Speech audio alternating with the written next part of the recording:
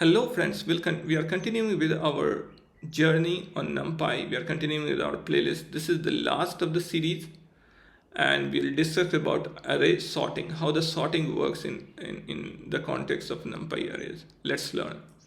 So sorting, everyone would be aware about sorting, that there are various algorithms. It's a popular data structure questions, right? If you are appearing in the DSA interviews and all, this is very popular, right? Sorting, everybody must have learned in their beginner level computer science classes, right?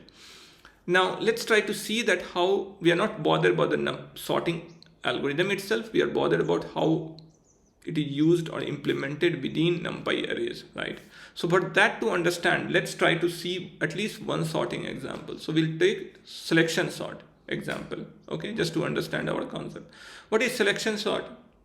It's very simple. We have an unsorted list of array or a list which we have done, and if we have to run selection sort, the algorithm does like this, right? It takes the first element, the rest of the things will be partitioned, and it tries to find the minimum over here, minimum in this list.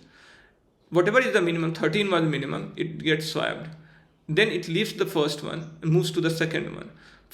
Then again after second, all the elements from 98 to 36, it's tried to see the minimum. 29 was the minimum, it's swapped, and it continues like that in a for loop, right? It continues like that, okay, until all the elements are sorted. Sorting is complete, right?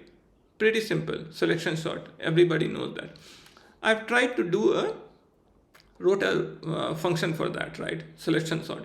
So selection sort, again the same implementation. For I in range len x, this is the length, and I'm iterating one by one. What I'm doing, I'm swapping it with argmin. I'm offsetting it by I. Let's say I is 0, so I'm leaving that 0, and then I'm getting the argmin. What was the argmin? Argmin was the index position of the minimum value after that, right? And I'm starting from ith. I'm not starting from 0, I'm starting from ith, right? So if I'm on the, let's say on the I is equal to 4, then I'm starting 4 onwards, not on 4, right? So, and then what I'm doing is I'm doing the swap, right? Same thing what I've shown you in the picture, right? Let me run this particular thing, and then let me execute this function on a sample array, okay? 6341. So initially it was 63410. My index position is 0. My argmin will be what? 4. That is the fourth index. 0, 1, 2, 3, 4. Fourth index is the minimum. Then I swapped it with 1. Now my new array became 0, 3, 4, 1, 6. My index position is 1. This position index. Argmin is 2. Swap will be 3. 0, 1, 2, 3. This position, right? I swapped it with this one, right? So my new array. Similarly, it goes on. Okay. So this is selection sort. Now, if you friends, you know about the time complexity and all. What is the time complexity of selection sort? It is n square. Why? We are doing 2 loops over here. Now friends, you will see this and you will see that I see only one loop over here. Where is the second loop? I do not see any second loop over here. You are not seeing the second loop because we are using a numpy function argmin. If we have to implement this without using argmin, then there will be another loop. Let me show you how. To calculate the minimum also of this particular rest of the array, to calculate the minimum, you need to iterate over that, and for that iteration you need another loop. So let's see. This is without argument. This is the function which is without argument. So if you see over here, this is what argument was doing, right? This is what argument was doing. It was trying to find the minimum index number, right, of the rest of the partition, of the right side of the partition. So one loop, second loop, time complexity will be n square, right? Clear? Again, I ran this just to show you that this is the same logic, right, what we have written over here. Now both Python and NumPy has some sorting inbuilt over there, right? Let's try to see what those are. Okay, and for that to see, we have generated a size. Okay, we have generated a couple of rand int from 0 to 10,000 and size of 10,000. I've generated one over here, a random array. what I'm doing is I'm going to do the sorting both from the native Python provided function and the NumPy provided function. Okay, and let me run it. Okay, what is the size of my array? 10,000. Okay, the first time it is the NumPy sorted. This is Python base sorting package, right, or function. This is NumPy sorting. If you see over here, NumPy sorting is in microsecond, Python sorting is in milliseconds. Which one to use? No brainer. We have to use the NumPy sorting, right, for numerical attributes. Why is it faster? Again, the same logic. Written in C, precompile, better memory management, broadcasting, all the techniques, all the reasons which were valid, which would be valid over here also in implementing sorting. Now, why this looks like the NP sort is much faster? By default, np.sort uses, what is the time complexity of np.sort? np.sort is n log n, which is much smaller than n square, right? Which is much smaller. And by default, it implements quick sort algorithm, right? Now, let me just show you over here. Okay. Let me run this. Okay. And np.sortx, let me just show you the help over here. If you see the help, then one of the attributes over there will be, let me see, kind. We have not provided kind, but kind is the sorting algorithm which you can deploy. So it is quick sort, merge sort, heap sort, stable. These are the 4 options which you have been given. And this parameter is optional. The default is quick sort. So if you do not provide anything, quick sort will be deployed or quick sort will be used, and the algorithm, and we already know that complexity of quick sort is n log n, right? So that's why it is faster than your selection sort and other sortings, right? Okay, so now we can do np.sort also, and we can x.sort also, right? What is this x.sort? This is the object provided method, right? And friends, we already know that how to see that, right?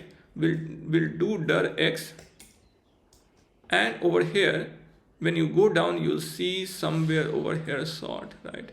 So sort is a callable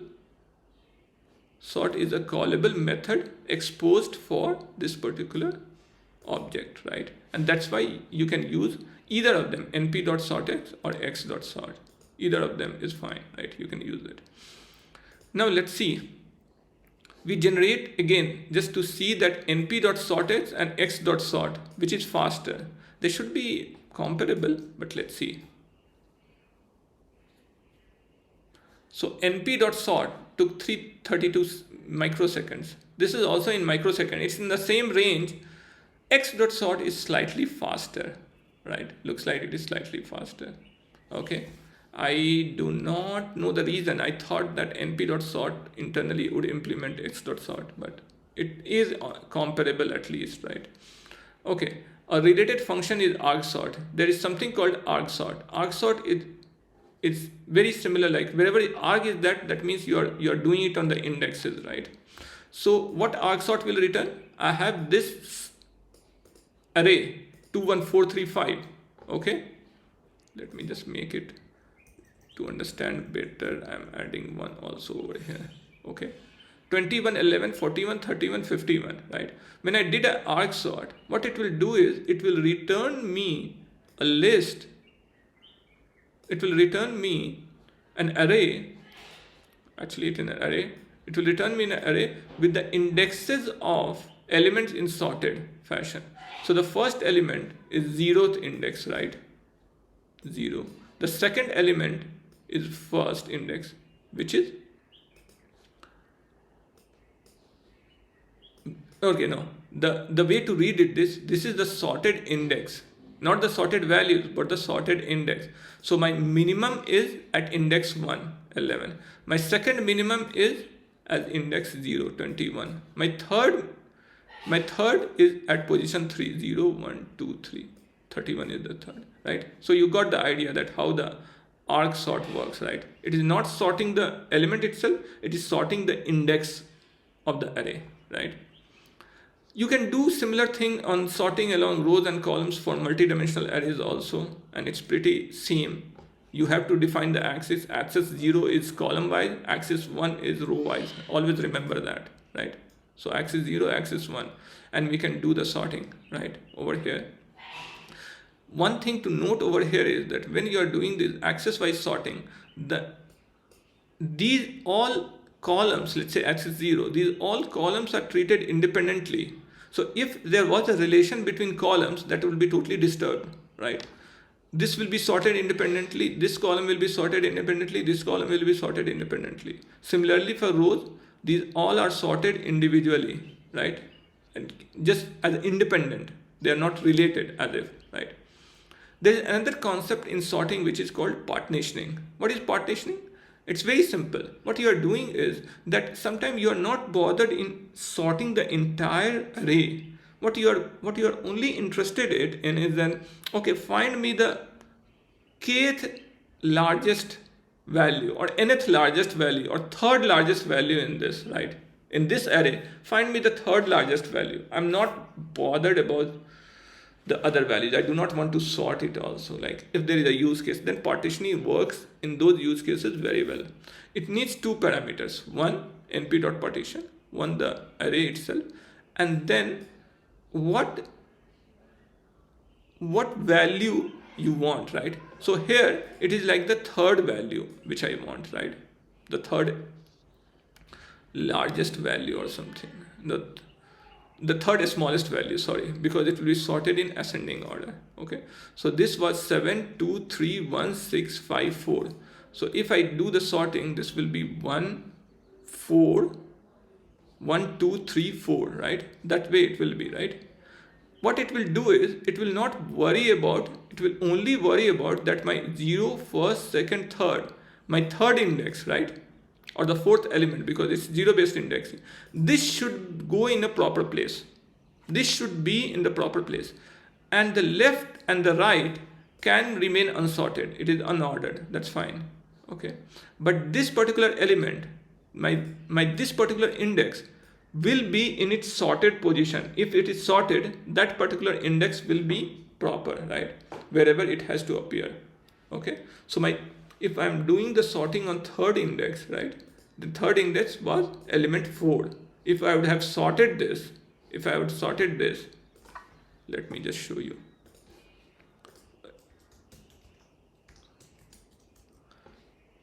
Okay, let me run this. If I have sorted X, then 0, 1, 2, 3. My third index, right, or the fourth element would have been 4. My np.partition third index is 4. It only sorts this particular value and it puts it at the correct position. Rest all the things are unordered. This is what it means, right? Similarly, what you can do is you can do it for the multidimensional array along axis 1 if you have to see. What does it mean? Axis 1 is rows or column? It's rows. Axis 0 is column. Axis 1, row wise. Row wise, what I'm doing is my third, let's say, what is this? My third index in every row, 0, 1, 2, 3. So this particular value, this particular value, and this particular value will be in its sorted position. Let's all, I don't know, I don't care. Okay, that's what it is saying. So when I run this, if you notice 6, 6, 5, 5, they're all in sorted positions among themselves. But is the rest unsorted? Yeah, this is unsorted. See, this is unsorted. But this position attains the sorted position, right? Okay.